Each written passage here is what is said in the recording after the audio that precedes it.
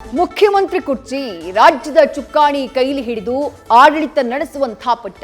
ಈ ಗದ್ದುಗೆ ಬೇಕು ಅಂದ್ರೆ ಅಷ್ಟೇ ಪವರ್ಫುಲ್ ಆಗಿರಬೇಕು. ಡಿಕೆಶಿ ಇದಕ್ಕೆ ಹೇಳಿ ಮಾಡಿಸಿದಂತಹ ರಾಜಕಾರಣಿ. ಆದ್ರೆ ಹೈಕಮಾಂಡ್ ಕೃಪಾ ಕಟಾಕ್ಷವಿಲ್ಲದೆ ಕನಕಾಧಿಪತಿ ಡೆಲ್ಲಿ ಪ್ರವಾಸ, ದೆಹಲಿಗೆ ಹೋಗಿದ್ದಂತಹ ಕನಕಪುರ ಕಲಿಗೆ ರಾಹುಲ್ ಗಾಂಧಿ ದರ್ಶನ ಸಿಗದೆ ಸದ್ಯ ವೈರಾಗ್ಯಕ್ಕೆ ಜಾರಿದ್ದಾರೆ.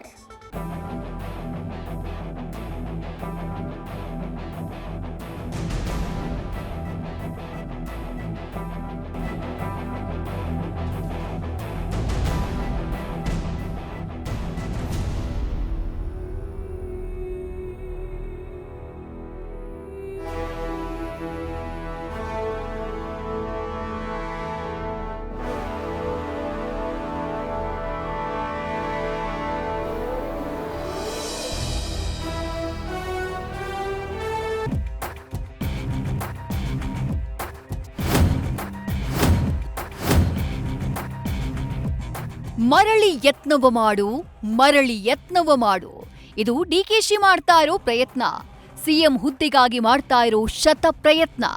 ಆದ್ರೆ ಸಿದ್ದರಾಮಯ್ಯ ಕೂತಿರೋ ಕುರ್ಚಿಯನ್ನ ಅಲ್ಲಾಡಿಸೋದಿರ್ಲಿ, ಮುಟ್ಟೋಕು ಸದ್ಯಕ್ಕೆ ಆಗ್ತಾ ಇಲ್ಲ. ಸಿಎಂ ಕುರ್ಚಿ ಪಡೆದೇ ತೀರುವೆ ಅಂತ ಡೆಲ್ಲಿ ಫ್ಲೈಟ್ ಹತ್ತಿದ್ದ ಕನಕಾಧಿಪತಿ ಹೋದ ದಾರಿಗೆ ಸುಂಕವಿಲ್ಲ ಅಂತ ವಾಪಸ್ ಬರೋಕ್ ಸಜ್ಜಾಗಿದ್ದಾರೆ.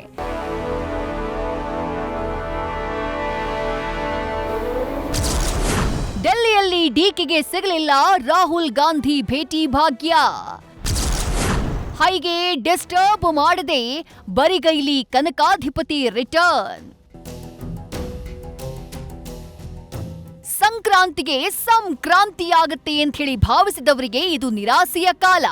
ಯಾಕಂದ್ರೆ ಸಿಎಂ ಕುರ್ಚಿ ಬದಲಾವಣೆಗೆ ಕಾಂಗ್ರೆಸ್ ಹೈಕಮಾಂಡ್ ಚಿತ್ತ ಹರಿಸಿಲ್ಲ ಅನ್ನುವ ಸುಳಿವು ಸಿಕ್ಕಿದೆ.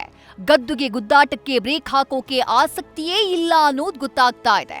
ಇದಕ್ಕೆ ಕಾರಣ ಡಿಕೆ ಶಿವಕುಮಾರ್ ಡೆಲ್ಲಿ ಯಾತ್ರೆ ಫಲಪ್ರದವಾಗಿದೆ, ಫ್ಲಾಪ್ ಆಗಿದೆ.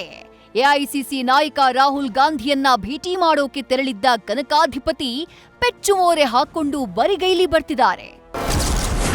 ಸಿಎಂ ಕುರ್ಚಿ ಕಿತ್ತಾಟವನ್ನ ಹೈಕಮಾಂಡ್ ನಿರ್ಧರಿಸುತ್ತೆ ಎಂಬ ಮಲ್ಲಿಕಾರ್ಜುನ ಖರ್ಗೆ ಹೇಳಿಕೆ ಬೆನ್ನಲ್ಲೇ ಡಿಕೆ ಶಿವಕುಮಾರ್ ರಾಹುಲ್ ಭೇಟಿಗೆ ತೆರಳಿದ್ರು. ನೇರವಾಗಿ ಸಿಎಂ ವಿಚಾರವನ್ನ ಪ್ರಸ್ತಾಪಿಸೋಕೆ ಡಿಕೆಶಿ ಪ್ಲಾನ್ ಮಾಡಿದ್ರು. ಆದ್ರೆ ನಿನ್ನೆ ರಾತ್ರಿಯಷ್ಟೇ ರಾಹುಲ್ ವಿದೇಶದಿಂದ ವಾಪಸ್ಸಾಗಿದ್ದಾರೆ.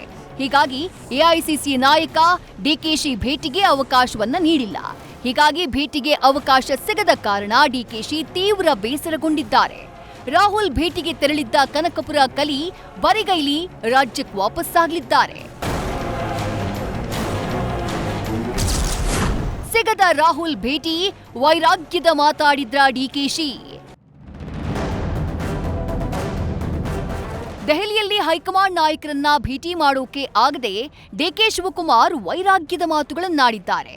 ರಾಹುಲ್ ಗಾಂಧಿಯನ್ನ ಡಿಸ್ಟರ್ಬ್ ಮಾಡೋಕೆ ಇಷ್ಟಪಡಲ್ಲ ಎನ್ನುತ್ತಾ ಕಾರ್ಯಕರ್ತನಾಗಿ ಇರ್ತೀನಿ ಅಂತ ಹೇಳಿ ವೈರಾಗ್ಯದ ಮಾತುಗಳನ್ನ ಹೇಳಿದ್ದಾರೆ.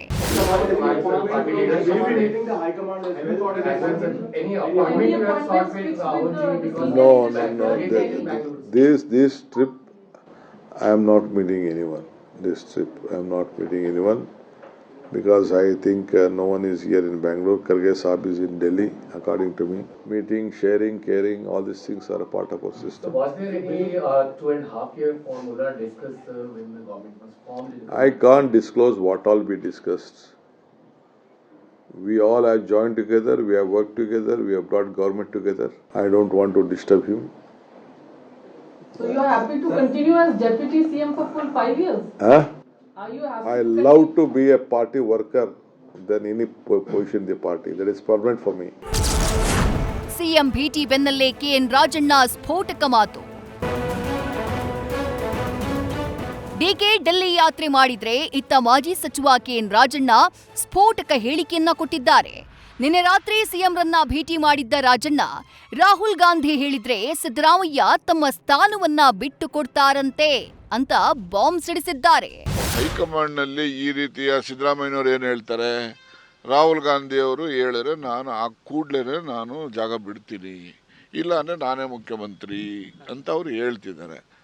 ಇವರು ಈಗ ಡಿ ಕೆ ಶಿವಕುಮಾರ್ ಅವರು ಕೂಡ ಆಸ್ಪಿರೆಂಟ್ ಇದ್ದಾರೆ, ಅವರು ಕೂಡ ಕೇಳ್ತಾ ಇದ್ದಾರೆ. ಅವ್ರ ಜೊತೆಲಿ ಭಾಳ ಜನನೂ ಇದ್ದಾರೆ, ಅವ್ರು ಯಾರು ಹೇಳ್ಕೊಳಕ್ಕೆ ಹೋಗಲ್ಲ.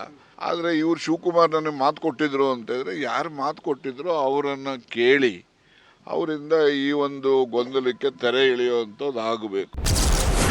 ಡಿಕೆ ಶಿವಕುಮಾರ್ಗೆ ಅಶೋಕ್ ರಾಜೀನಾಮೆ ಸವಾಲು. ನಾನೊಬ್ಬ ಸಾಮಾನ್ಯ ಕಾರ್ಯಕರ್ತ ಎಂಬ ಡಿಕೆಶಿ ಮಾತಿಗೆ ವಿಪಕ್ಷ ನಾಯಕ ಆರ್ ಅಶೋಕ್ ತಿರುಗೇಟನ್ನ ಕೊಟ್ಟಿದ್ದಾರೆ. ನೀವೊಬ್ಬ ಸಾಮಾನ್ಯ ಕಾರ್ಯಕರ್ತ ಅಂದ್ರೆ ಎಲ್ಲ ಸ್ಥಾನಗಳಿಗೂ ರಾಜೀನಾಮೆ ಕೊಡಬೇಕು ಅಲ್ವಾ ಅಂತ ಸವಾಲ್ ಹಾಕಿದ್ದಾರೆ. ಅಂದರೆ ರಾಜೀನಾಮೆ ಕೊಡಬೇಕು. ಕಾರ್ಯಕರ್ತನಾಗಿದ್ದಾರೆ ಅಂತಂದರೆ ಉಪಮುಖ್ಯಮಂತ್ರಿಗೆ, ಕಾಂಗ್ರೆಸ್ ಅಧ್ಯಕ್ಷರಿಗೆ ರಾಜೀನಾಮೆ ಕೊಡಬೇಕಾಗ್ತದೆ. ಅದೇ ಇಂಟೆನ್ಷನ್ ಅಂತ ತಿಳ್ಕೊಂಡಿದ್ದೀನಿ. ಕಾರ್ಯಕರ್ತ ಅಂದರೆ ಅದೇ, ಪದವಿಗೆ ರಾಜೀನಾಮೆ ಕೊಟ್ಟು ಕಾರ್ಯಕರ್ತರಾಗಿರಬೇಕು. ಮಾಡಲಿ, ಸಂತೋಷ. ಸಿದ್ದರಾಮಯ್ಯನವರು ಅಧಿಕಾರ ಬಿಡಲ್ಲ, ಅಧಿಕಾರ ಕೊಡಲ್ಲ, ಬಿಡಲ್ಲ. ಡಿ ಕೆ ಶಿವಕುಮಾರ್ ಅವರು ದೇವಸ್ಥಾನ, ಟೆಂಪಲ್ ರನ್ನು ಬಿಡಲ್ಲ.